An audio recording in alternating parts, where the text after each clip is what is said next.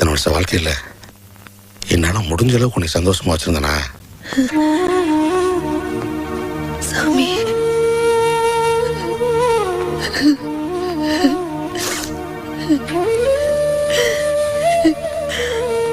அந்த சிரிக்கு மக நாக்குல பல்ல போட்டு பேசும்போது பாதி உசுறு போயிருச்சு.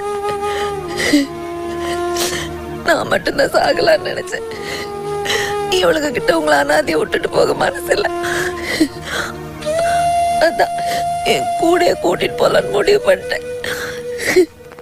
புரியுதுதா, யாருக்கும் பாரமா இருக்கக்கூடாதுன்னு முடிவு பண்ணிட்டேன். கல்யாணம் ஆகி இத்தனை வருஷத்துல நீ சொல்லி எதை மீறி இருக்கேன்? பேச்சு வா போவோம். Download ShareChat.